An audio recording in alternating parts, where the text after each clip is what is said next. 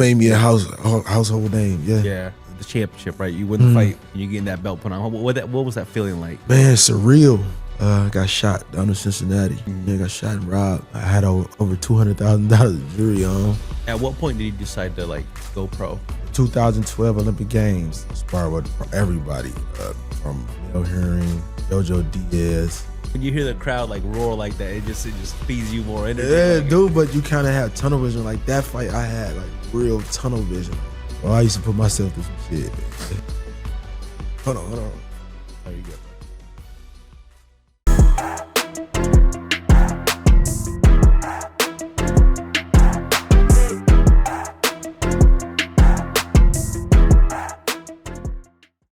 Hello, everybody. Welcome back to Nothing Fancy. My name is Kevin Salinas, and I'm here with Robert Easter Jr., a.k.a. Bunny. How you doing, brother? I'm all right. How about yourself? Good. Thank you for coming on the podcast and taking the time to sit down with me. And I really want to dive into your story and really get to know your whole journey. Sure. I think you got a really cool story, and also a story that a lot of people could like learn from. You know what I mean? Yeah. Thank you for having me too, though. I appreciate you. Oh yeah. And I want to start off with we'll get to the good stuff, but I want to start, where you from, and kind of like just your upbringing. Toledo, Ohio. Born and raised on the south side, south end. Both. Was raised on the south side, moved to the south end. Went to Nathan Hill Elementary, Burndale, then Bowser. I wish I would have went to a different high school though. I wanted to go to all of them because of all the girls, but I graduated from Bowser though. But yeah, been boxing since I was 9. You know what I'm saying? Mm-hmm. Looking up to my dad my whole life, but I finally got into boxing when I was 9. He always telling me, like, I used to ask him all the time, like, oh, can I box? You know what I'm saying? Can I take me to the gym? He used to be like, nah, you're not ready yet. So I'm like, one day he was just like, man, all right, if you want to do it, you got to be serious. You know what I'm saying? I used to race bikes, BMX bike racing, and play football. You know what I'm saying? I did that before I started boxing. But he was like, man, not football, just bike racing. I bike race before I started boxing, but he was like, man, if you want to do it, you got to be serious about it. You know what I'm saying? I'm like, I'm serious about it. I look up to you though. You know what I'm saying? Mm-hmm. So after that, it was. Was he like how far into like was he like actually like champion and stuff like that? Or no, my dad didn't reach that level. Yeah, you know what I'm saying? He didn't reach that level, but he was pretty good. Yeah, he was pretty good. Did you did he travel and kind of like just go throughout the whole states like boxing and stuff? You went with him? Yeah. It was a lot in Detroit too, though. You know what I'm saying? He got a lot of work out of Detroit. I mean, so what made you tell him like, no, like this, I want to do that too? Like what about boxing? Like I said, man, I looked up to my dad. I wanted to be just like my dad. You know what I'm saying? And that was something I studied every day. Like I used to watch his fights and his sparring matches on. Back then it was VHS. You know what I'm saying? They used to record a lot, and I used to watch them all the time. And I used to imitate him. You know what I'm saying? And I remember going in the bathrooms using all my mama toilet tissue to wrap my hands with it, acting like it was the gauze, though. You know what I'm saying? I used to do that all the time. But like I said, I looked up to him so much. That's what made me have a passion for it. You know what I mean? Mm-hmm. And so you started boxing at 9. Like, what was your what age? How old were you for your first fight? 10. I trained probably like a couple months to a year. And my first fight, I was 10. Yeah, I actually fought one of my childhood friends. That was my first fight, Juan Nobles. And it was in the ring. In the ring. Yeah. That was my first fight. I won. But that was my childhood friend growing up. And it's currently to this day, though, too, though. Still to this day? Yeah. And I saw you had like over 200 amateur fights, right? Mm-hmm. And barely any L's. I think it was like 12 losses or 12 to 15 losses, one of them. Yeah. You know what I'm saying? It wasn't that many. that many losses. And how'd you at what point did you decide to like go pro? After the 2012 Olympic Games, after the 2012 Olympic Games, I was an alternate. I went over to London as an alternate. Though, you know, I sparred with everybody from Jose Ramirez, Jamel Herring, JoJo Diaz, Earl Spence, Clarissa Shields. I even had to work with the girls. You know what I'm saying? I had to work with the girls too, though. So I sparred with everybody. But yeah, after that, after I lost my last tournament, I went to that's what made me an alternate, you know, because that was a spot to get on the Olympic Games, but I lost. So, but they, you know, saying gave me the opportunity to come over there and train with the guys as an alternate. So, but after that, I turned pro.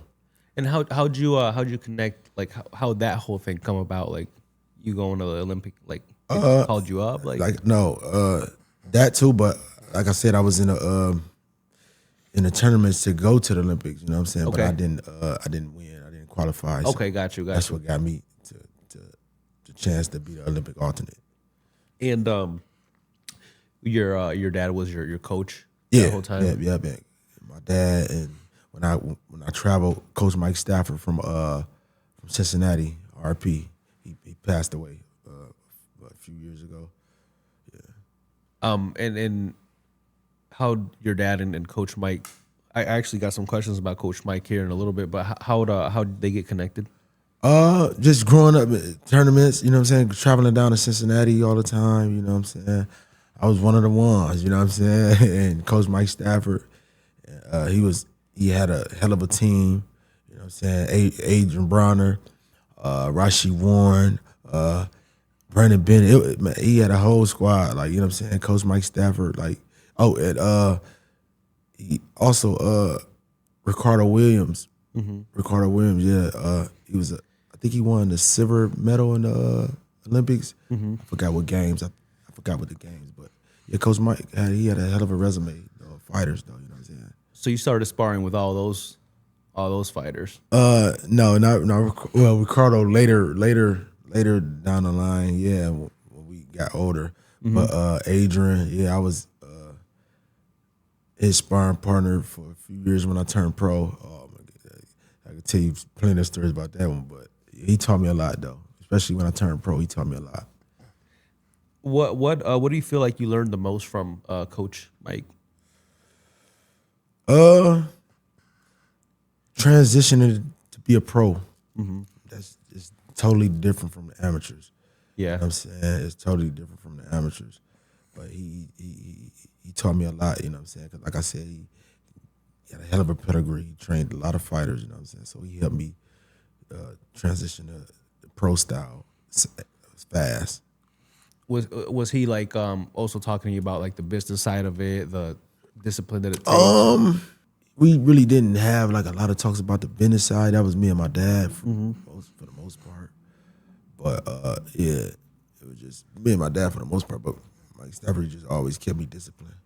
You know what I'm saying? I used to get in trouble a lot too, though, in training camps because I was one of the ones that always had candy in my room, sneaking candy, and he used to come in my room and bust me with the candy. Oh my God! He's like, man, you gotta stop. You gotta make weight, man. You keep eating all the candy, man.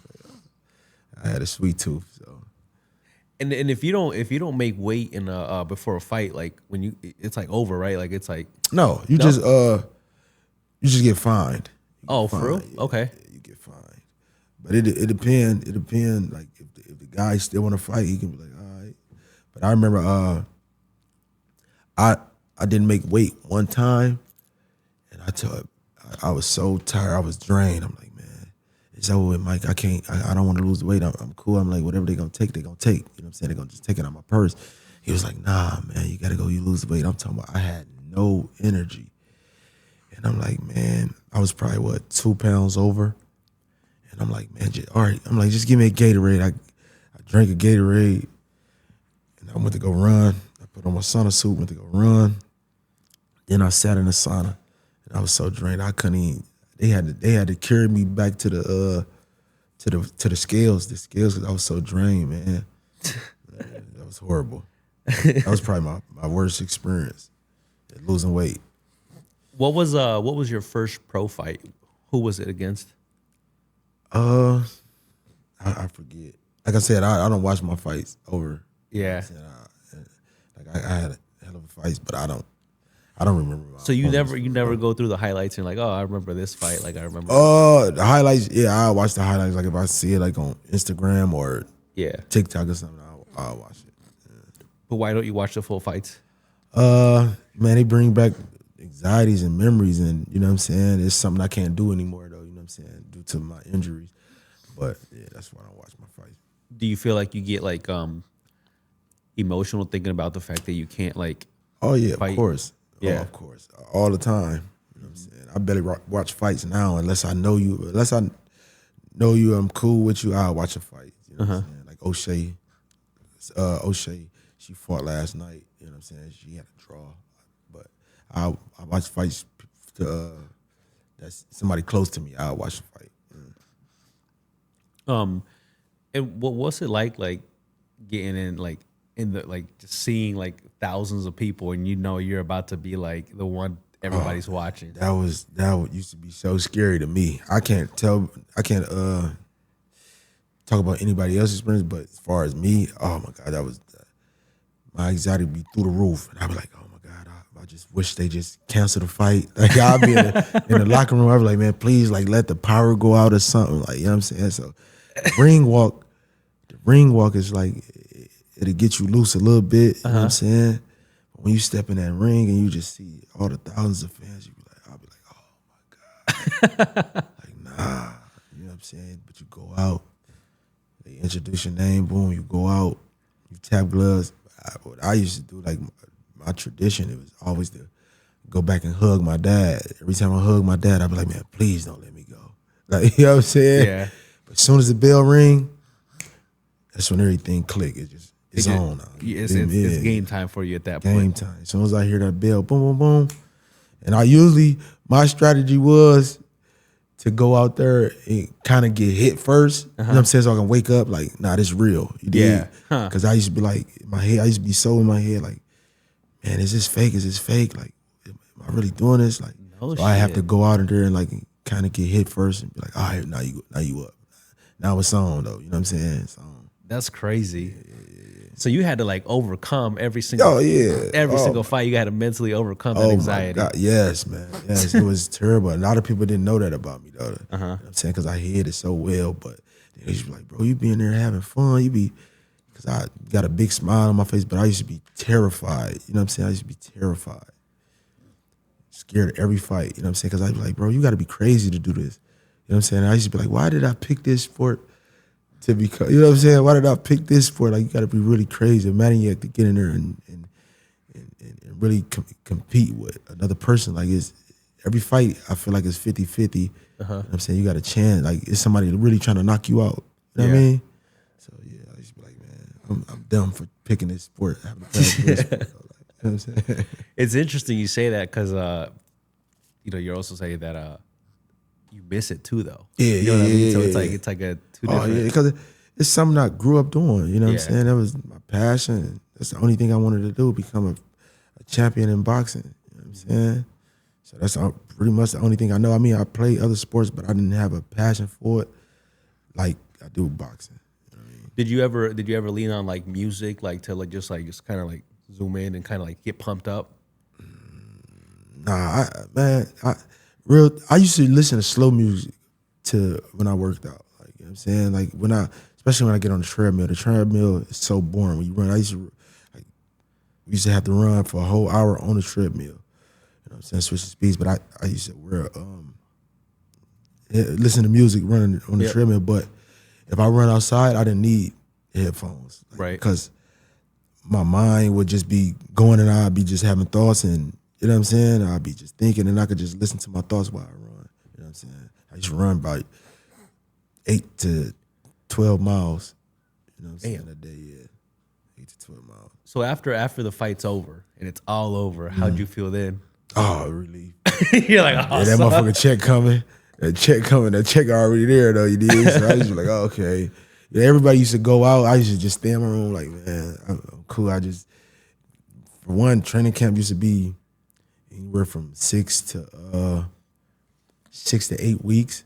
So I'd be training, then you fight.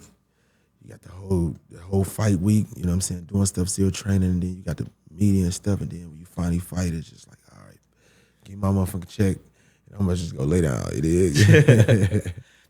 Did you have a post-meal fight? Post-meal fights. Post-fight meal or whatever? I used to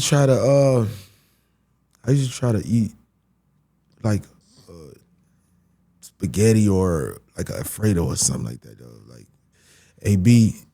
Adrian Brown, AB used to tell me to eat steak, but I didn't like to eat that heavy because after training for so long and then losing that weight, that like I said, that was hard. Like I used to get like, I used to have to not eat for a few days because when I lose weight, I used to get real angry. You know what I'm saying? So I used to lock myself in my room from like, the weigh-ins always was on Friday, so I used to lock myself. Like I train for them 2 days, I see how much I weigh. Like if I train Monday and Tuesday, if I'm not close to my weight or on weight, I'm like, fuck it, I'm just not about to eat. I'm about to starve myself. Yeah. I'm about to starve myself, and I'm not going, because I don't like working out. I'm like, I don't want to talk to nobody. I don't want to be around nobody. You feel me? I just want to weigh in and then eat. You dig? So I used to be in my room. I used to lock myself in my room. I used to be like, don't call me.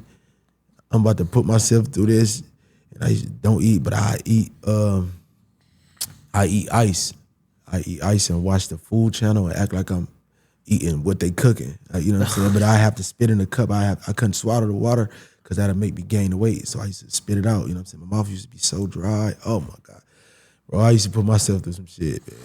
I used to put myself through some shit, bro. Torture. I feel like that's like the things that people don't like see. Oh yeah. You know what I'm saying about boxing. I would have never expected. They see you on TV and just, bro. I used to put myself through it. Like it'd be horrible. You know what I'm saying? It'd be horrible. But made the weight. That's why I fought in amateurs. I fought 141. But when I turned pro, I fought at 135. So I used to have to shred more weight, though. You know what I'm saying? So, but after that, after a few years of fighting at 135, after I lost my title, I'm like, man, I'm just about to move up. I can't go back down to 135 because I had to shed too much weight. I remember one time I had to lose 20 pounds in 1 week. Oh my God. 20 pounds in 1 week? 20 pounds in 1 week. Did you do it? Yeah. How? Man, messing with AB, bro, he used to go to keep himself busy, to keep us busy. He used to like to bowl. So we should go bowling, you know what I'm saying? So I remember one time we bowled from 6 p.m. all the way to 6 a.m. He used to pay the owner to keep it open. You know what I'm saying?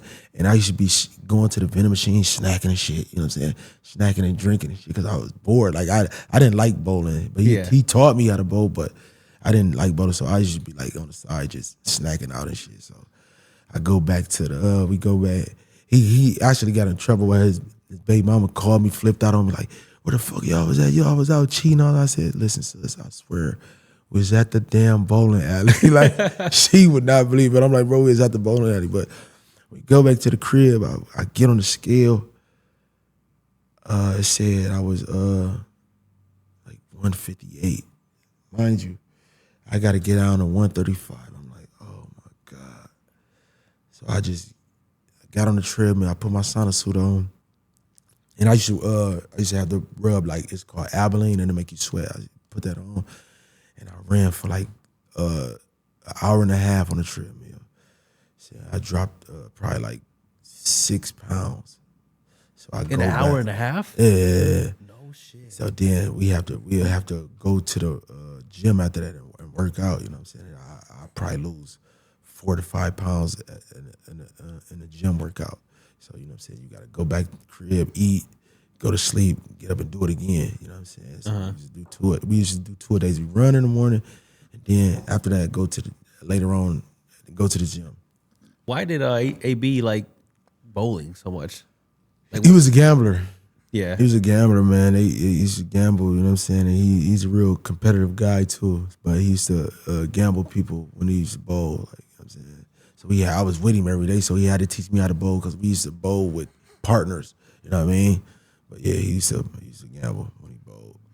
What was that like? It's like seeing also like your success and his success kind of rising together, like. Oh man, it was a good feeling, man, because it was somebody I looked up to since I was younger. Yeah. You know what I'm saying? And he grabbed me in and took me under his wing, and you know what I'm saying, he showed me the ropes. You know what I'm saying? Showed me the ropes of the program, and you know what I'm saying, we both, well, his success, I was feeding off his success, you know what I'm saying, because he was successful before me. You know what I'm saying? He was world champion, and I'm like, man, I want to do I'm seeing the money, the cars, the women.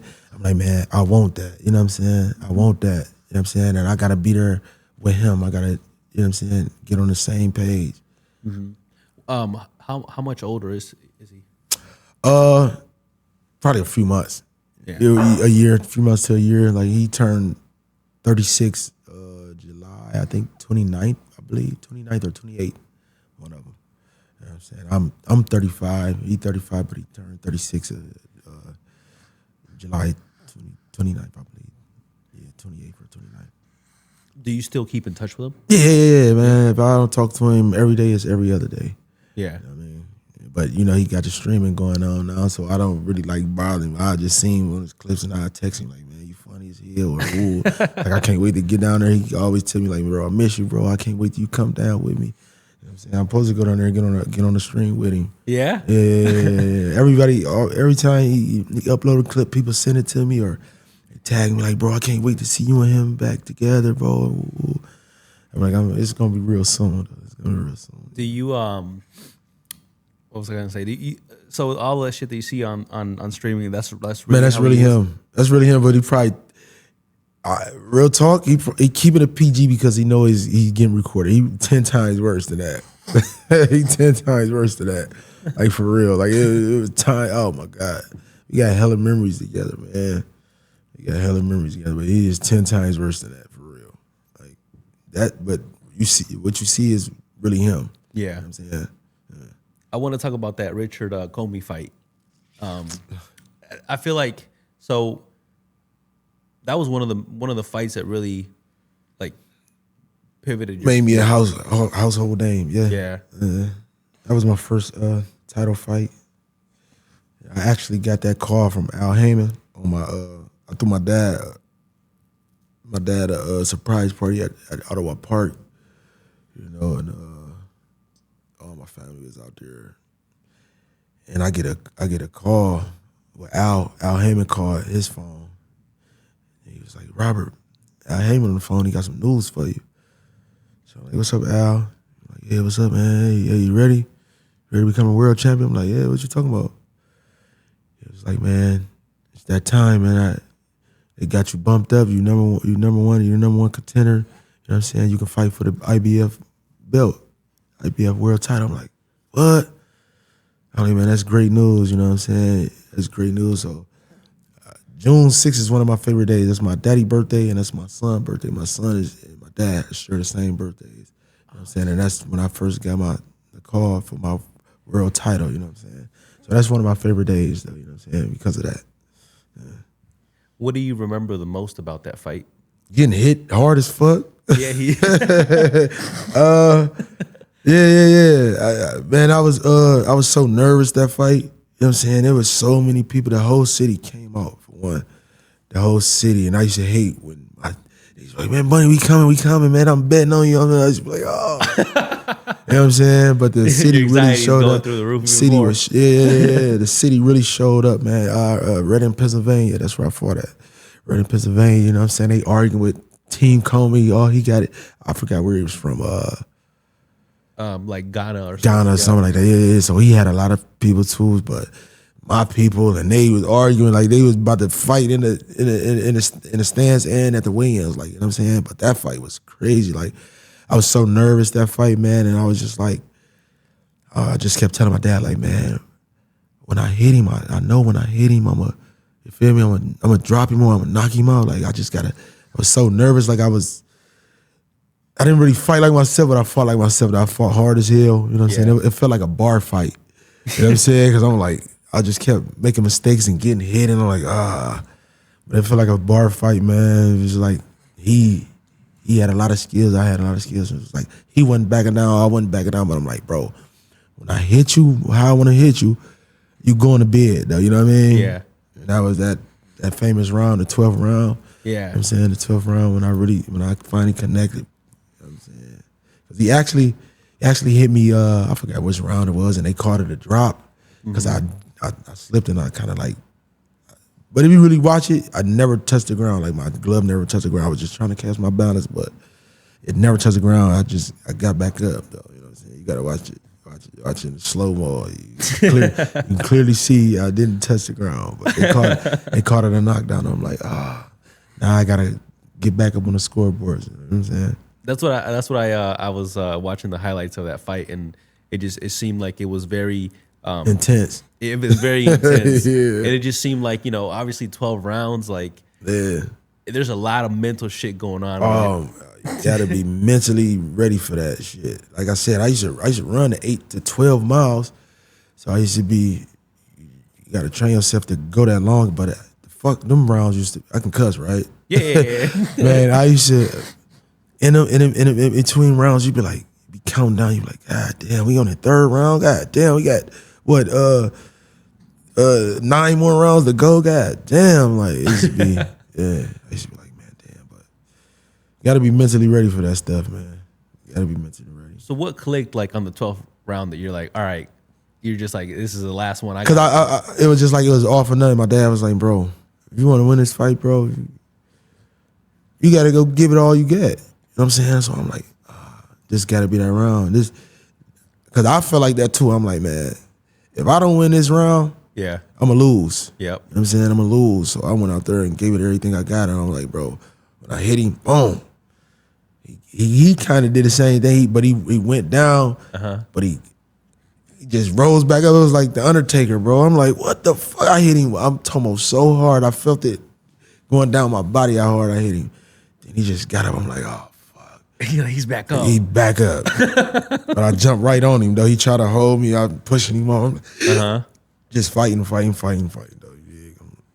Yeah, I did see that he was trying to you know, because he was still trying to get back in. The crowd went crazy too though. When I did that, the crowd went crazy. You know what I mean? When you hear the crowd like roar like that, it just feeds you more energy. Yeah, dude. But you kind of have tunnel vision. Like that fight, I had like real tunnel vision. Like I didn't hear him until I watched the fight after that. But you know what I'm saying. But when you win the fights like that fight, I really had tunnel vision. It was just like only thing I seen was me and him.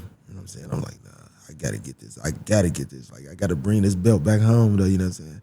But it's so crazy because when they was about to announce the fight, I forgot the guy's name, man. It was a guy in the ring. He came over to me like, man, you lost it, man. I just looked at the scorecards, man. You lost, man. So I'm like, what? If you watch that fight, you can see him and my dad arguing because he was playing, but when they announced the winner, he was like, him and my dad got the argument. He was like, why the fuck would you come over and say that? And you know what I'm saying? Because I'm just thinking like, man, what? I'm like, man, you couldn't watch them scorecards. I'm like, I know I won, though, you dig? So him and my dad was pissed off about that. But yeah, he came over there trying to play and was like, man, you lost. I seen the scorecards. You know what I'm saying? But I think he was trying to like get me more excited when they did now say my name, but you can't play with nobody like that. You know what I'm saying? He damn near almost ruined my moment, though. You know what I'm saying? But I'm like, what the fuck? I'm like, man, shut up. I know I won this fight, though. You dig? Was he your toughest opponent? Let's call me my toughest opponent. No. He was strong, though. But I would say, man, I can't even say Rancis because I was about to say Rancis because he had a funny style. Rancis had a funny style, but what's his name? Rancis Bartholomew. Bartholomew. He was a southpaw. He was a switch hitter. But I would say that was my toughest fight because it was like he turned left-handed and he was like staying away from me that much. That was probably one of the fights I had probably the lowest punch count in. You know what I'm saying? They called that one of the worst fights of the year. But people don't know. I had ordered these shoes. They call them Mizunos. But they were like a foreign shoe, so a European shoe, but they I didn't know my size, so I ordered a certain size. I think it was like a 38, and the shoes were so little. So when I'm in a ring, my feet is really hurt. Like it felt like my toenails is curling up. Yeah. Like, so I was like, I couldn't even dig deep like really. Oh my God, that was one of the worst experiences of my life. Like, that fight right there. If I'd have had some better shoes, I'd have probably stopped him. But my shoes were so little that fight, and it hurted. Every punch I threw, it hurted. And like I said, he was southpaw. I'm orthodox, so he lead with his right foot. So like he was stepping on my foot, and it was hurting. Like oh my God! Every time I threw a punch or he stepped on my foot, I like had tears running down my eyes. You know what I'm saying? Yeah. That wasn't a fun experience. I had a lot of bad experiences. Yeah. So when you win the championship, right? You win the fight against Richard. You getting that belt put on. What was that feeling like? Man, surreal. It was surreal. You know what I'm saying? It was something I dreamed of since I was a kid. You know what I'm saying? That whole training camp, I was right. You know they say like whatever you want to achieve, you write it down. So all over my room, sticky notes, paper, notebooks, everything. You know what I'm saying? I kept writing. I would be a world champion. You know what I'm saying? I stick it on the mirror. I stick everywhere I would go at. I would stick it there, like in the shower. I would put it outside the shower or in the shower. I would be a world champion. So that's all I seen that whole training camp. Every time I went to sleep or every time I woke up, like I seen that. You know what I mean? So yeah. It was real surreal when they put that strap on me though. Like, yeah. When you were training for the fight, do you watch like their fights too to like kind of like study them, or do you just kind of focus on? I really did that because a guy will they won't fight the same, right? You know what I'm saying? Like I said, they haven't fought me, so I can't go off they last their other fights. You know what I'm saying? Because Rancis did that. Like I said, Rancis' brother, he did that. Like he was a switch hitter, so like most of the fights he would fight orthodox. Yeah. You know what I'm saying? So we train I train with orthodox fighters and southpaw fighters, but he fought me the whole fight left-handed. You know what I'm saying? So I really didn't train for it, but it was a couple guys that did get in there southpaw, but I really trained for orthodox fighters. I'm like, oh, if he fight me like this or something. So when he got in there, he switched. He fought me the whole fight southpaw. Yeah. Man, it fucked me up. Plus my feet was hurting, so I'm like, oh shit. How did life change after that fight? You're a world champion now. Oh man, it was. You feel like it just all happened all of a sudden, like just it was crazy to the top. Yeah, it was crazy. It was fans, the women, the money. You know what I'm saying? I finally get to take care of my family. You know what I'm saying? My mom and dad. I bought my mom a house. My dad already had a big house, but I bought my mom a new car and bought her a house. You know what I'm saying? And I bought me a house though. You know what I'm saying? Because that's when I had my first son too. After I won my world title. And I saw that you got a key to the city too. Yeah, that was dope, man. I got a key to the city and I had a parade. You know what I'm saying? I probably had over 5,000 people that came downtown that, you know what I'm saying, for the parade though. You know what I'm saying? That was dope, seeing all the people, like, you know what I'm saying, and seeing all the love and the support. People come downtown, bro. It was just amazing, bro. It was amazing. It was a good feeling though. You know what I'm saying? And I used to ask myself all the time, like, bro, me though, why all these people like they like me? You know what I'm saying? Like, bro, all these people like me, like, you know what I'm saying? They should come up and support, and it should be crazy. When I used to go to backstage and have like the media week, like when I had to talk to like media and stuff, they used to always, like Showtime used to always tell me, like, bro, Bunny, your fans really show, like your hometown really show up for you. Yeah. Like, bro, they really travel, like, it's one of a kind. Like your city is gonna support you, gonna have your back. Like, and Toledo always showed up. Yeah, they always showed up. And I saw that AB was he went up and hugged you after the fight. Yeah, right. And then you like dropped to the ground. Like, were you praying? Yeah, man. It was like I said, man. It was a real feeling. It was like, dang, I'm finally here. I finally achieved what I always wanted to achieve, though, since I started boxing. Mm-hmm. You know what I mean? To be alongside my brothers. I looked up to Adrian and Rashid Warren. I actually got both of them tatted on the back of my leg. You know what I'm saying? I looked up to them since I was little. You know what I mean? So to be a champion alongside them guys, bro, it was just a surreal feeling. Do you feel like that amount of success like brought peace to you finally, or were you like, I want to move on to the next thing now? Nah. It really didn't bring peace, man.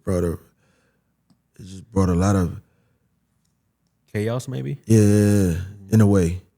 You know what I mean? It just brought a lot of people that it's kind of hard to explain, but like it brought a lot of like fake love too, though. Yep. You know what I mean? A lot of fake love, like I mean, because like I said, after I won that title, it was so many people that supported me, had my back. You know, it was nothing mean to say. After I lost my first fight, it was just like everybody changed. There was a lot of people that changed, though. It was like, what? Yeah. Like, damn, y'all been feeling like this? Like, you know what I'm saying? Like, y'all, you was the same. It was like people that used to hit me up like, Bunny, I'm going to be front row at your fights and this and that. I'm coming. Team Bunny. And when I lost my first fight, I just seen all the hate. It was just like, yeah, I knew he wasn't this. I was like, damn, that's crazy. You was just that person that was just hitting me up, want to be around, and you be in the front row at my fights, and then I lose my first fight. It was just like, fuck me, like fuck you. It was like, oh damn, you been feeling like that. I mean, but it come with it though. Come with it. And we were off cameras. We were talking about, people still hit you up about, hey, like, why'd you stop fighting? Yeah. And people don't know how to use Google. Yeah, people don't know how to use Google. Can you talk about that? Like, what happened and why you stopped fighting? I stopped fighting because I got shot. 2021 or 2022? One of them.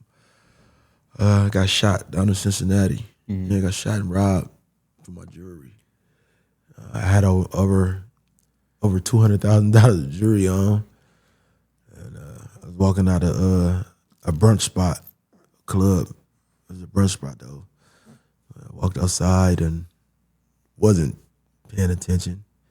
You know what I'm saying? I seen a group of guys, but in my head, I'm like, these motherfuckers can't whoop me. Like, that's just how I used to think. I didn't have no gun on me or nothing. Right, I mean, you know what I'm saying? I'm not thinking nobody about to shoot me. I'm just like, bro, if they start something with me, I just knock them out though. Right. So I'm walking to my car and I just hear somebody's footsteps. I turned around. I see a silver gun to my face. I'm like, my first reaction was to swing. So I swung, but I missed, and I tried to take off running, and I heard pop, pop, pop, pop, pop. Next thing you know, I fell. I'm on the ground. I'm like, oh, fuck. I'm like, I'm shot? And I just feel somebody come up, trying to take my chains from the back. I'm like, oh. In my head, like, with the gun, I'm like, oh, shit. I'm like, this really happening? I'm like, man, you shot me. I'm like, you shot me. He's like, man, you know what time it is. Get that up. I'm like, oh. I just kept saying, bro, you shot me. You know what I'm saying? So as I'm trying to show him how to get the chains off, because if you look at the chain, like they got a big lock on them, like you got to really like you got to try. So a latch it. Snatching. I'm like, bro, you're not getting these off. Like I had to be calm, but I'm panicking though. But I got to be calm because I don't want the gun to go. He got it to my head. So I'm just talking calm. I'm like, bro, you're not gonna get these off like that. You know what I'm saying? So he's like, all right, show me how to get them off. So as I'm reaching to take it off, I don't feel my other hand. So I'm like, what the fuck? Why I don't feel my other hand? Like I said, the adrenaline is pumping at this time. Yeah. So I'm like, why the fuck I don't feel my other hand? So I look down, my arm is dangling. I'm like, oh, I said, bro, my arm broke. Look, bro, I'm like, my arm broke. So he like, all right, show me how to get it off. Mind you, we in front of the club. Yeah. He still got my car like on the side, but it's in the front. Are people out there and shit? No, only his people was out there. You know what I'm saying? In the group of people that I walk through. It was like 6 guys, but it was 2 guys robbing me. You know what I'm saying? So I'm like, bro, you can't. I'm like, bro, my arm broke. You gonna have to do it yourself. So he was I'm knowing he don't know how to get it off because I know how difficult my chains is to get off. Right. So as he trying to do it, I'm like, yeah, bro. I'm like, just twist it, bro. Just twist it. So he couldn't get it. So he was like, man, hey, I'm about to blow your motherfucking head off, man. Take these chains off. I was like, oh fuck. I'm like, all right, hold on. So I'll show you how to get it off. I just popped the first one. I'll show you how to get off. Pop the first one. Then you pop the second one off, and I'm down like this, like on my head, like. So he see my rings. He like, man, give me these too. I'm like, oh man. So as he took that all off, I'm just thinking I'm about to die. I'm thinking he about to shoot me. Yeah. You know what I'm saying? And the first thing I thought of was, I'm like, man, damn, man, my son. I ain't talk to my son. Yeah. I'm like, he gonna be mad his dad gone, and he ain't talk to him. You know what I'm saying? And another thing I thought, I'm like, damn, I'm not gonna know what pussy feel like. God damn, I can't do it no more. Like, you know what I'm saying? So I just closed my eyes. I'm like, man, he about to shoot me. I'm like, fuck. And I sat there, and I heard them running again. I'm like, oh, they left. So I rolled over. I got up, and I looked because I had a mud maid hat on. So I looked. I seen the mud maid. I said, damn, should I get my hat? I'm like, no, fuck that. Let me get back in this club. Let me get back in this club, man, and show them I'm shot. I'm like, man, let me just get back in the club, and I'll get another one when I get to the city. So as I'm running back in the club, as I'm trying to run back, I see him come back. So I back up. I got my arm. I'm like, back up. I'm like, damn. My phone had failed. When I failed, my phone flew in the middle of the street. And he was coming back to get my phone. He's like, man, give me this too. I said, damn, you took all my jewelry. Like, you want my phone too? He's like, fuck you. And he take off running again. So I'm like, that's fucked up. So when he got back in the car, I ran back in the club. I'm like, bro. I'm like, yo, I got shot. You know what I'm saying? All my people in the club, and I was just like, bro, I'm shot. And they look, they like, you not shot. I'm like, bro, look. So the girl come around, it was a waitress. She was like, oh my God, she started freaking out. She's like, he shot. So I'm like, y'all take me to the hospital, please, bro. Take me to the hospital. I'm like, my car is running. So they're like, nah, hold on, wait. I said, fuck that. I'm like, they gone. I'm like, they gone, they peeled out. So they're like, hold on. I got a gun. I'm like, man, it's gone, man. Take me to the hospital, because I'm like, I don't know where I'm shot at. You know what I'm saying? I just know my arm broke. I just thought my arm was broke. So as I'm coming back out, I'm like, I get mad because I'm like, y'all not gonna take me to the hospital? Fuck it, I'm gonna go take myself to the hospital. So as I'm walking out, a police car pull up. So dude hop out. He was like, Bunny, you all right? I didn't even know he knew me, but you know what I'm saying? But I'm real familiar in Cincinnati. That's like my second hometown. Like, I was living there with AB for a few years. But he get at the car like, Bunny, you good? I'm like, thank God, you know. I'm like, no. I'm like, I don't know. I'm like, I got shot. Please take me to the hospital. So he's like, hold on. He like, just calm down. I said, bro, I'm trying to, but I don't know where I'm shot at. Yeah. So I'm like, my arm broke though. I'm like, I feel. I just thought when I fell, I try to catch myself. I just thought my arm like dislocated. You know what I'm saying? So I'm like, I don't know where I'm shot. So he looked, he unzipped my jacket. He was like, oh, bro, you shot right there. I'm like, oh, fuck. Then I'm like, man, I think I got shot in my legs too, because I had blood stains on my jeans. Yeah. And I ended up getting shot 3 times in my legs. So he's like, man, you shot right there too. I'm like, please, can you take me to the hospital? Please don't let me bleed out. I don't want to bleed out. So he's like, man, hold on, man, the ambulance put up in like probably like, he was like, we heard, he was like, the shot scanner went off. I guess it was like a shot scanner. I don't know what it is. It's so he's like, man, the shot scanner went off. I said, man, damn. I'm like, man, I had him out here. I had the guys out there for like 2 minutes. You know what I'm saying? Trying to take my chains off because I'm thinking somebody about to walk out the club or somebody about to ride past and see this shit. Yeah. But nobody came out the club and nobody rode past. You know what I'm saying? It was just me and them out there. I'm like, fuck. Yeah. I'm like, bro, we literally in front of the, like on the side of the club though, you know what I'm saying? But the ambulance pulled, I said the ambulance pulled up. The ambulance pulled up and I'm like, man, let me see one of y'all phones, man. I called my dad. I'm like, hey, Dad, man, don't freak out. That was the hardest thing. One of the hardest things I ever had to do, too, though. I called my dad, like, Dad, man, don't freak out, but I'm shot, but I'm good. I just got shot, but I'm good. He was like, man, where you at? I'm like, I'm in Cincinnati, and he just hung up the phone. He was down there. It take 3 hours to get to Cincinnati. He was down there in 2. Yeah. You know what I'm saying? Yeah, they rushed me to the hospital. This is a funny story too. Like I try to like keep myself like, you know what I'm saying? Like laugh about certain things. Yeah.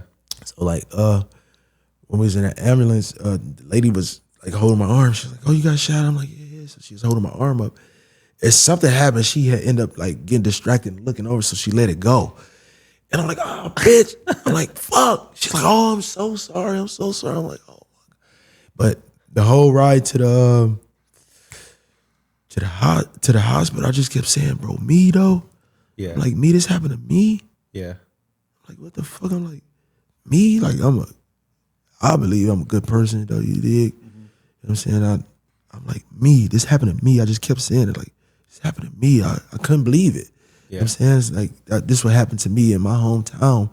But the guys, I knew they wasn't from there because when I kept seeing them, I'm like, bro, they not from here. Because like I said, I'm familiar with Cincinnati, and I'm from there too. Like, so I know a lot of people there, and they swag was just off. I'm like, bro, they not from here. I'm like, they can't be from here. So I'm like, they dress funny, they look crazy. Yeah, you know what I'm saying. So I just kept saying like, man, damn me though, this happened to me. You know what I mean? So you think they were there just for that, like? Maybe they were. No, they was actually, like I said, it was a brunch. You know what I'm saying? So they was in there like having a good time. Yeah. So I kept seeing them. I'm like, oh, they ain't from here. I don't know them guys. But I was around my people. But I just kept seeing the guys walk back in. But I got on my jewelry, but I'm not paying attention. It's my jewelry. I wear it every day. Like I don't look at it how other people. They be like, man, Bunny, your diamonds shine. Like I don't look at it like that. I just got it on. I'm not going like this all day looking at. You know what I'm saying? Right. So I wasn't, like I said, I wasn't paying attention. So when I walked outside, I didn't know what they was gonna do. I'm just thinking like, okay, this is a brunch, this is a club. They just trying to enjoy themselves. But I'm like, shit, I'm on the phone. I was actually on the phone, so I'm like, man, I ain't worried about these dudes. Yeah. And walking out, one of the guys actually. Like he said my name, he like, man, Bunny. So I turned, I'm like, what up? He like, man, I can't wait to see you back in that ring, man. Keep doing your thing. I'm like, for sure. You know what I'm saying? Yeah. So then when I was walking, I look back, I see a dude with a hood on. He walking, like I'm walking to my car, he's walking that way. So I'm like, man, let me act like I got a gun on me. I said, I'm like, let me hurry up, get to the car. My car right there is running. Yeah. You felt like it was something off about that. Yeah. So like, I get close to my car, and all I hear is running. I'm like, what the fuck? And I turn around, I got a big ass gun in my face. I'm like, oh. That's when it happened. Man. You think they didn't like kill you because they knew who you were? You ever think about that? Like, I actually don't know. I thought they was gonna shoot me, like, but they did shoot me. But you know what I'm saying? Yeah. But they knew who I was, like I said, because when I went out, the guy said my name. You know what I'm saying? One of the guys, not the guy that shot me. They from Dayton, from Ohio. So where'd you end up? Where'd you end up getting shot? Like, so you said. Oh, I got, man, it was a weird spot. I got shot like right here, like in my arm. Yeah. You know what I'm saying? And 3 times in my leg on the side, like the thigh part. You know what I'm saying? Did the and so what about that event? Like, doctors just said you can't like use you can't fight no more because of it, or I guess or were you man, the doctors was so amazed that I was walking the next day, especially after surgery. They're like, man, you got to be in shape. They're like, you in shape. They're like, you walking on your own. You can do this, you can do that. I'm like, yeah. I'm like, am I not supposed to? You know what I'm saying? But they're like, man, you in shape, bro. He was like, people don't recover that fast. Mm-hmm. But like the way you got shot, like people don't recover that fast. He like, man, it probably take like a guy a few days to walk. He's like, you up walking? I'm like, I work out every day. You know what I'm saying? Right. So I think it's crazy that you like you're sitting there, but you're literally showing them how to take off jewelry. Like you got probably 1,000 things going through your head right now. Your family, you got guns in your head. So you be trying to stay calm. Yeah, and, you know. Yeah. I was trying to stay calm, man. I was just like, man, I just kept thinking though, like, damn, I'm shot. Yeah. Like they shot me. Then I was just like, damn, my career over. Saying this shit over with, man. This is how I feed my family. You know what I'm saying? I just had my son. I'm like, this is how I feed my son. Like that get to me though, like, you know what I'm saying? Every now and then, like I think about it, like, damn, these fools really like took my career away from me though. How I feed my family. You know what I'm saying? That bothered me though a lot. You know what I'm saying? But I gotta, you know what I'm saying? I'm still here. Right. You know what I'm saying? I still got another opportunity to do other things, you know what I mean? So I'm just thankful to still be here. You know what I mean? But that fucks with me every now and then. You know what I mean? That fucks with me every now and then. That's so, to me, it's so wild that unfortunately, like they shot you at the arm. Yeah. The only thing, like you said, the only thing that you have that feeds your family. Yeah. Damn. Hold on. Yeah, but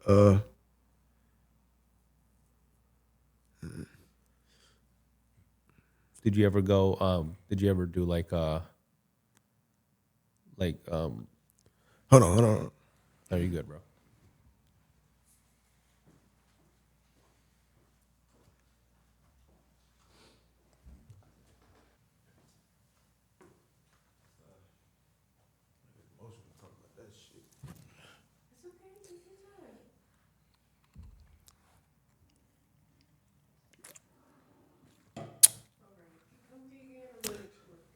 Okay.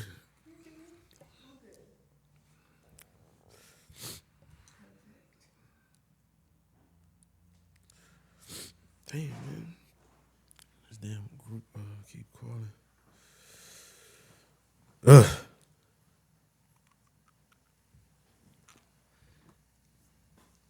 You know, I feel like listening to your story, you know, you've overcame a lot of shit. Yeah. You know what I mean? And I think you can't overlook that you overcame so many things. And I feel like, you know, everything happens for a reason. And like you said, the good thing is that you're alive with your family. But I feel like God's got a bigger purpose for you. Yeah. You know what I'm saying? It took me a minute to like figure out like what I wanted to do after that. You know what I'm saying? And I was just like, man, my cousin hit me up like, man, Bunny, man, you should, you know what I'm saying? You should think about coaching, bro. He's like, my big cousin, Andre McCollum. Shout out to Andre McCollum. He got Toledo's Art. You know what I'm saying? He got a good boxing program. He was like, Bunny, bro, you should think about coaching, bro. You know what I'm saying? Giving back to the kids. I'm like, man, you're right. You know what I'm saying? I'm like, you're right, man. I want to do that, man. Give back to the kids, man. You know what I'm saying? Show them the ropes, man. You know what I'm saying? Do's and the don'ts and what I've been through, my story, my struggle, and how to get there. Yeah. You know what I'm saying? Because I was once that little kid, like, man, I want to do this. I want to be this. I want to have the money. You know what I'm saying? You got to really be disciplined, and I can show them that because I went through it, though. You know what I mean? Mm-hmm. So I'm currently in the middle of opening my own gym. You know what I'm saying, for the youth, kids program and stuff like that, though. Yeah. What's the gym gonna be called? TBT Boxing and Fitness. You know what I'm saying? Yeah, TBT Boxing Fitness.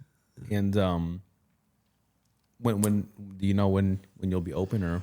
Aiming for July 1st. July 1st, yeah. I'm trying to have my grand opening July 1st. Yeah. That's gonna be I feel like so cool for kids to be able to be coached by you, both on a boxing level and on a life. Yeah. I don't just want to you know what I'm saying, teach boxing. I just want to, you know what I'm saying, be a mentor. You know what I'm saying, wherever I can steer the kids in the right direction. You know what I'm saying, they can come to the gym, they can do whatever. You know what I'm saying, recreational or anything though. You know what I'm saying, just keep them busy. You know what I'm saying, because a lot of kids, they got too much time on their hands, not doing nothing, just out and about, and you know what I'm saying, and they don't really have, you know what I'm saying, people to really look up to though. You know what I'm saying, because most successful people, they, you know what I'm saying, as far as what I want to say, public figures, they reach success and they move, so they don't have them like the kids don't have them like hands on. They can, you know what I'm saying. So right. With that, I feel like I'm gonna be that for them. Like, man, I did it. You know what I'm saying. I was once there, was successful. I can show you this. I can show you that. You know what I mean. Yeah, and I feel like with the connections that you have in the boxing world, even bringing like AB and just people that can just come in and be like that would just be a dope film. Shit, I'd go there. You know what I mean? Like, yeah. So, but it's not just for the youth, though, because it's for the youth, but I can, like, later I have like classes for adults too, though. You know what I'm saying? I want to touch into everything. I want to have women's self-defense classes also, though. You know what I'm saying? That's cool. So, yeah. I want to tap into that too. You know what I mean? What do you when you look back in your like entire journey, what do you feel like you're most proud of? You said proud of? Yeah. Proud of. I want to say being able to buy my mama a house and car. Yeah. You know what I mean? Man, growing up, I seen her like struggle like a lot. You know what I mean? I seen her walk to work before. You know what I'm saying? In the damn snow. You know what I'm saying? And the damn house that she had before, was mold and shit in the bathrooms and stuff like that. Like, you know what I'm saying? I'm like, nah. So now I get successful, got enough money, man. Mom, get you a house, nice house, not new car. She had the worst cars. You know what I'm saying? We used to, when she used to take us to school, elementary, like we used to tell her man, drop us off at the end of the block and we'd walk to school though, you know what I'm saying? Like that's how raggedy her car used to be though, you know. So yeah, that was something that I was really proud of though, you know what I mean? Yeah. And then my dad living one of his dreams through me. Mm-hmm. Right. You know what I'm saying? Like I said, I looked up to my dad growing up, but he didn't reach the success. He didn't reach the success, the amount of I had. Right. You know what I'm saying? So I feel like that was a cool thing for him to do. Yeah. That, you know what I'm saying? Yeah, because I'm sure he looked at your success and like just like Yeah. probably the proudest dad. Yeah. You know what I'm saying? Like, I mean, I feel like for any dad, I mean, you're dad now too, you know, and it's like you want your kids to, you know what I'm saying? I actually don't want my kids to box. Yeah. Whatever they choose to do, though, you know what I'm saying? They got a passion for it. They got the heart for it. That's what they want to do. Mm-hmm. Then I would be behind them, but I wouldn't push my kids to box though. Like because of all the mental. Yeah, you got to be mentally strong. You got to be mentally tough for that. And I know that like that's tough. Like growing up, bro, just man, I used to be like, man, dang, man, I just want this success. I wish it was here tomorrow. You know what I'm saying? And that was tough. I actually quit boxing when I was 15. I quit for one day. I quit boxing for one day, man. And I'm like, man, I'm quit. I told my dad, he like, why you quitting? I'm like, because I want to be a regular kid.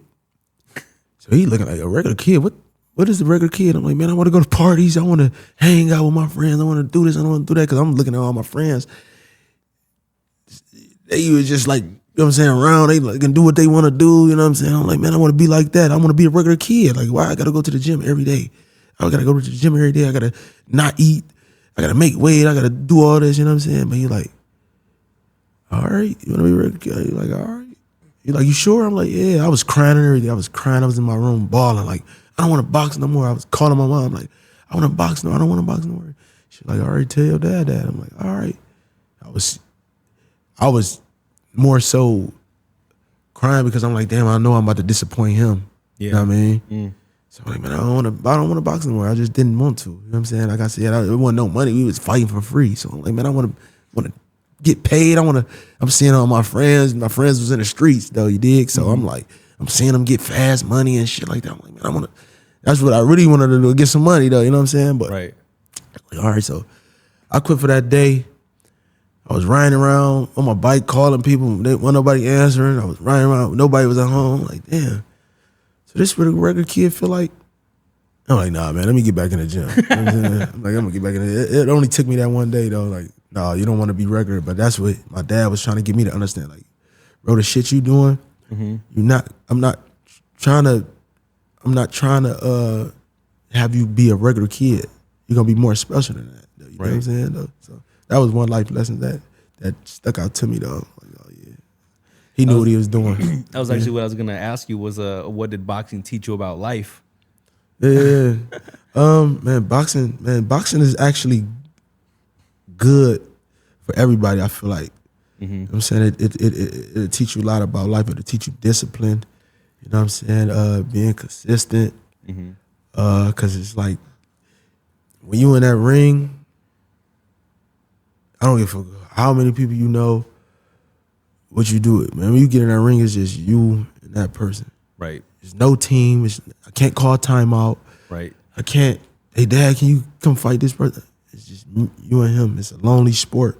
Boxing is a lonely sport, though, you dig? Yeah. You know what I'm saying? Very lonely. Like I said, man, you can have thousands of people around you watching you train and move. When you get in there, it's just you and him. You know what I'm saying? So you got to, everything you taught and remember, you got to leave it all in that ring, man. Yeah. And it's only you getting punched in the face. They can't feel these punches. Yeah, y'all cheering, but y'all not feeling this shit I'm getting hit with, though. You know what I'm saying? So really quick, I want to talk about money here in a little bit, but I want to ask you. So that saying, Mike Tyson says, everybody's got a plan until you get hit. Yeah. That's till you real. Get punched in the face. Yeah. That's true then? Yeah, hell yeah, man. Like I said, man, when I used to go out, like when the bell ring, I used to go out, I was like, man, I gotta get hit first, like to wake up. Like, so I used to let him like throw a jab and hit me, like, all right, bet, now you up. You know what I'm saying? Now I'm about to get on your ass. I'm about to do the hitting now. You know what I'm saying? I think also like your story, right? Like reaching like the height of your success that you did, and then like literally things changing overnight. Like it's a good example for kids to also understand like the importance of like money. And that just like that everything could vanish. You know what I'm saying? Yeah, man. You gotta be over just like that. See, it wasn't a lot of people around me that really knew like about the investment side. You know what I'm saying? Of course, there was a couple of people like my uncles and them used to tell me like, man, go get some property, go get some house. Like my grandfather really know like about investments, but I wasn't calling him every day. Like, you know what I'm saying? That when I got that money, I was out traveling, going here and there. You know what I'm saying? It was just very fast though. You know what I'm saying? So you know what I'm saying? I take accountability for that too. That I didn't sit myself down to really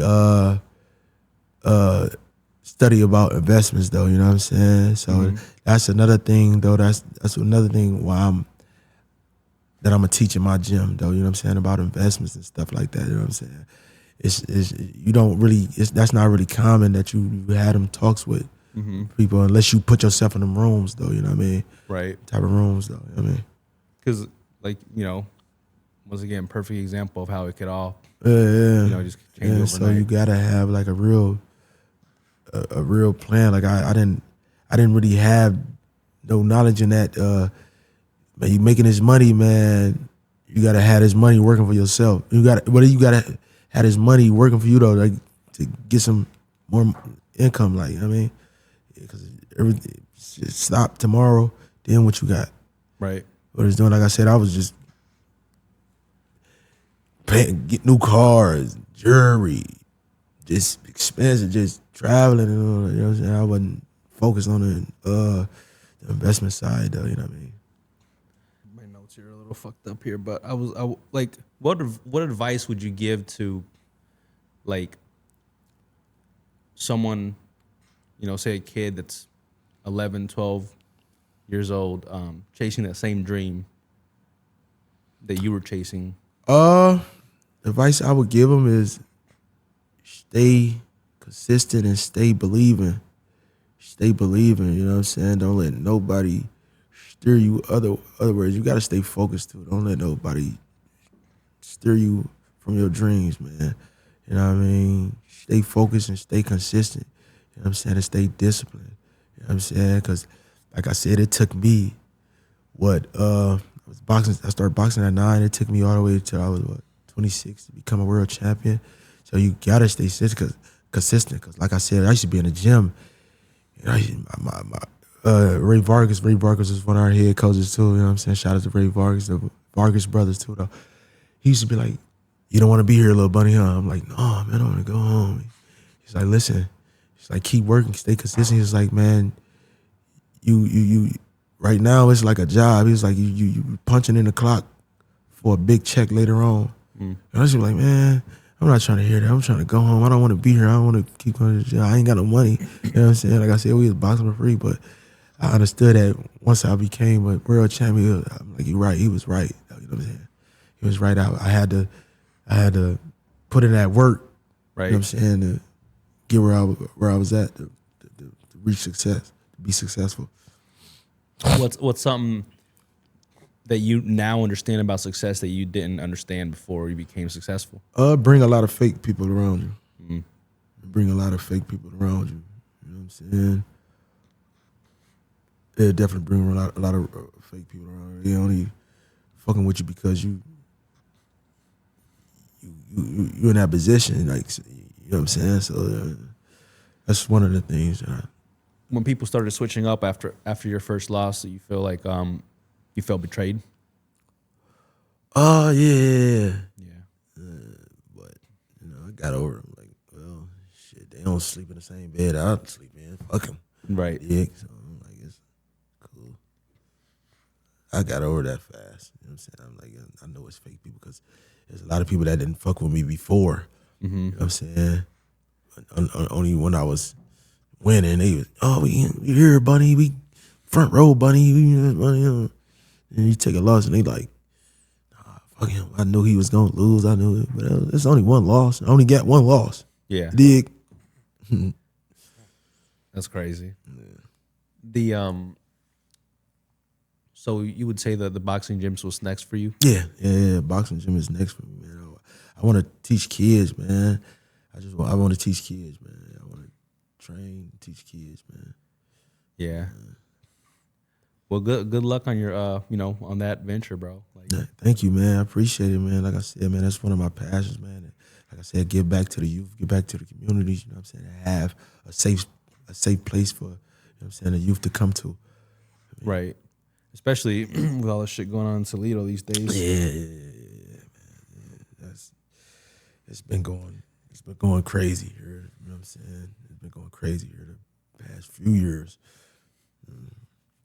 Kind of wrap things up. I got a couple just questions that when we want to know here. What's the hardest fight of your career? I would probably say the Comey fight because, like I said, I had to overcome a lot of nerves. And I was really nervous that fight, though. You know what I'm saying?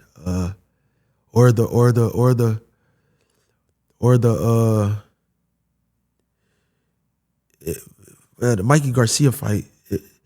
I was stressed out way before that fight, and I just didn't have it mentally when I got in there. Yeah. So I can either say that fight or the Comey fight or the Mikey fight because I was messed up mentally that fight. You know what I'm saying? Me and my dad, we was beefing. We were really getting along that whole training camp. It was just, nothing was going good in that training camp. You know nothing was going good for me in that training camp. And I just had I was mentally gone in that fight. Who's your favorite fighter of all time? My dad. Yeah, I put him over everybody. I put him over everybody. But second to that, man, because I did look up to Floyd Mayweather. You know what I'm saying? It was out of him and Roy Jones. You know what I'm saying? Everybody wanted to be flashy like Roy Jones, but everybody wanted to be smart like Floyd Mayweather. Right. And to be undefeated, of course. Though, you know Right. what I mean? Best advice a coach ever gave you? Shit, keep my hands up. Keep my damn hands up. I'm getting hit in my shit. Oh, man. Yeah. I don't know, man. There's a lot of advice, you know what I'm saying, coaches gave me. I'm saying inside the ring or outside the ring? Which one? Outside the ring. Like I said, just watch your money. Watch how you spend your money. Yeah. Like I said, they didn't go into depth like what I, you know what I'm saying? Like I said, I didn't really have that around. Like, I mean. And last one, if you could build like the perfect fighter, pick like five, like I don't know if it's three to five, say 3 to 5 things from like each fighter. What would you? Mike Tyson power, of course. Roy Jones speed. Floyd Mayweather ring IQ.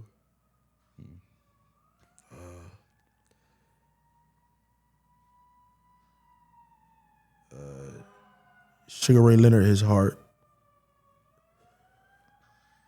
And a chin like Canelo. Chin of Canelo. Yeah. Yeah, Canelo. Yeah, you're not knocking him out.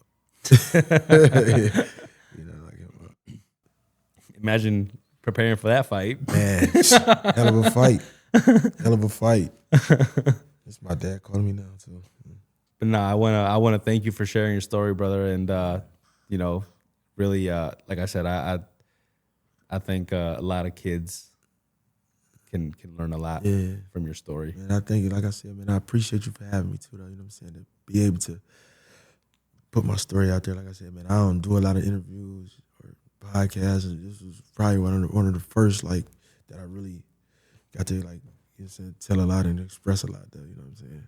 And hopefully, maybe we'll see you streaming over with AB. Yeah, man, real soon. Yeah. No, but you know, and good luck with the gym too. Man, and you know, is there any last words of advice or anything you want to say to people? Like I said, man, if you got a passion with something, stay consistent and just stay believing in yourself, man. Because like I said, it can happen. It might not happen today or tomorrow, but it will happen with consistency. Being consistent. Yeah. Well, thank you, brother. And I thank you, man. Appreciate you. This is Nothing Fancy. We'll catch you guys on the next one. Yeah.